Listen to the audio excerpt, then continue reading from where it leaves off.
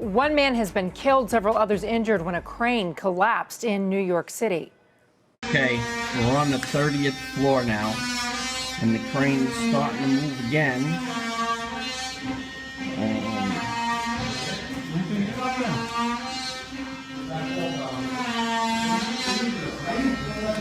He's almost even with us. There he goes, he's moving fast now. He's dropping it really quick now. Whoa! Everything looks like it's gonna fall. Holy God! Falling. Whoa. It's falling. The whole Oh, it broke! Holy Holy the f***ing crash! Oh, I don't have to zoomed in.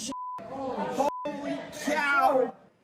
There you saw it, the unbelievable moment, the construction crane stretching 2 city blocks crashed down early this morning in lower Manhattan. Crews were in the process of trying to move the crane to a more secure location when, as you could see, it tumbled down onto the city's busy streets. New York City Mayor Bill de Blasio says the city's lucky the damage wasn't far worse. Fact is, this is a very, very sad incident. We've lost a life. But if you go out there on the street, as I did, and see what happened here, thank God it was not worse. And in fact, a crew was directing people away from Worth Street as the crane was being lowered. So that crew, those construction workers who, in the normal course of their work, as they were lowering the crane, were in fact keeping people away from the site and keeping traffic from proceeding down West Broadway. That is part of why this situation was not even worse. It will certainly take several days, certainly no earlier than Monday, possibly longer, before we can get things back to normal in these immediate blocks. DeMarco Morgan is at the scene now of the collapse, so we can see the crane there behind you. DeMarco, what's the latest? That's right, Contessa. You can actually see the crane now. You can make it out right here behind me. That's because many of the fire trucks have left this area. There were dozens of fire trucks on the scene, more than 130 firefighters trying to get the situation under control. And again, you said you can see it now, but to the side, you have investigators trying to figure out what exactly happened. We got to hold to that video, that cell phone video. That's just amazing. Everybody's trying to catch it and check it out of that crane actually collapsing, which is hard to watch and hard for some people to believe. But many pedestrians, it's one of New Yorkers' worst fear. When you're walking down the street and you see a crane, many of you think it would possibly come down. Well, the worst indeed did happen. You said it, one person now dead. But we got a chance to speak with a lot of residents who live in this area, many people who also work in this area, and one lady, Vivian Collins, she said that she actually saw it with her own eyes. She heard the loud bang, then she called 911. And when we were talking to her, detectives were trying to reach out to her so they could get some information from her as well. We also heard reports of a possible gas leak. We got a chance to see a number of sniffing dogs in the area. So this is still a very active situation. Investigators are trying to make sure that everything is together so something like this, of course, never happens again, but also making sure that it hasn't trickled or had a trickle effect of something else that could be worse, possibly, again, a gas leak. You can see the number of cars right here behind me. I'm not sure if you're showing any of the video from a bird's eye view from a chopper, but you can see a number of the cars here are destroyed. We talked to one of those owners.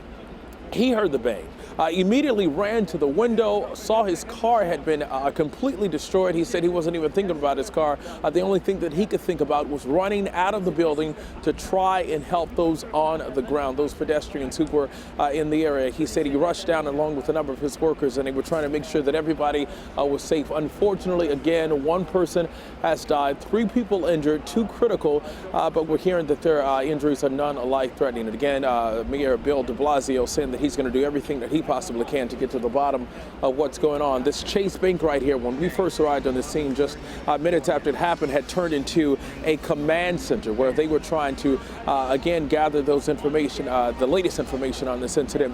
It's also one of those situations where during the rush hour, in the morning time and also in the evening time, there's never a good time for it to happen, but morning rush hour, evening rush hour, the worst time that anything like this could possibly happen. That's because you have hundreds of people, if not thousands, on the sidewalks throughout Lower Manhattan alone, just about every single day. So we also spoke to some people who work on this block.